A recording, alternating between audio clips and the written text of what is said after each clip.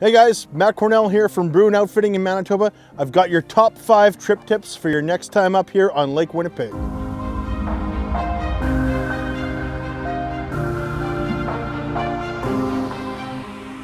Tip number 1 is clear your line. We do a lot of fishing out here in Lake Winnipeg outside, and we spread out because we're fishing huge expanses. And one of the top mistakes I see people make is not paying attention to the ice that gathers on your line. It doesn't matter what kind of line you're going to use.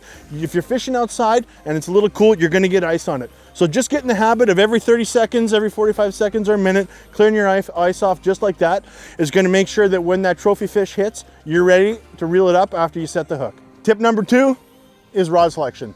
Right now we're fishing about 5 feet of water here.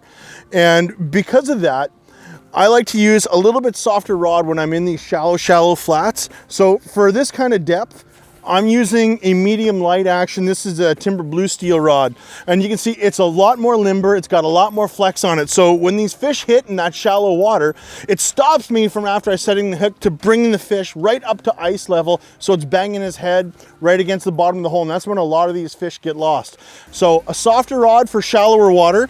And then if I move deep, like we were fishing earlier today, I like a stiffer rod. It's still got a nice, good parabolic bend, so it's still gonna handle those head shakes, but it's got a little more backbone to handle big fish at depth.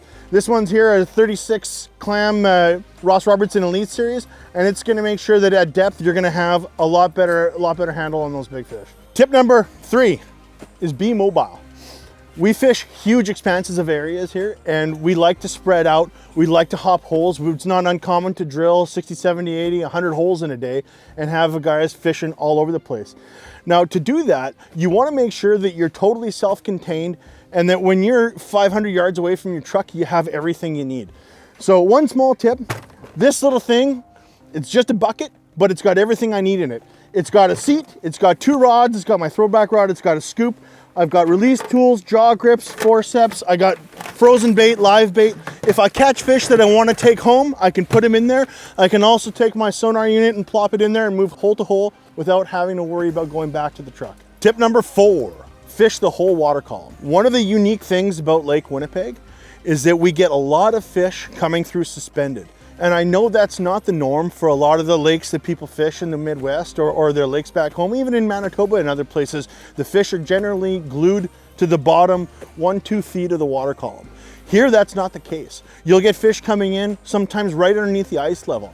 So you want to make sure that you acknowledge those marks that come through in your column, be it whether you're using an LCD screen or just like I have here, a Vexlar rotary style flat flasher.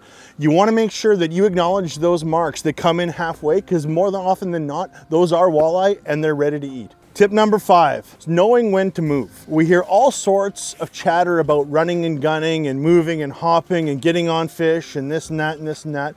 And there's a lot of truth to that. But it can also really turn around and burn you if you don't know the signs to look for when you're trying to determine whether you should move or not. First thing, if you're on active fish and they're biting and they're coming through with frequency, don't move. You can do little mini moves to try to intercept and see which direction they're moving and whatnot. But if you're on active fish, especially if you're on active big fish, you probably want to stick in that area. When the bite starts to tail off and you're still seeing active fish, but they're not with the same frequency, that's when you want to move. You want to make sure you're planning your move when those fish are still active, but you're not seeing enough, so that when you do move, you're still encountering active fish to know that you've made the right decision. If you wait too long and your period of fish activity goes dead, you're going to bounce around and go all over the place, but the fish are inactive everywhere. And you're not going to find them, and you're not going to know whether you made a good decision or not, and you're going to end up back at your square one. So it's very important that you read the signs and you read that fish behavior to determine when you're going to move.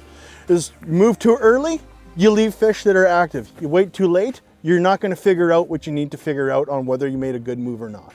All right, guys, I hope those 5 tips help you guys catch some nice fish next time you're up here. If you need any more information on any of those things we talked about, make sure you check out the blog post linked below.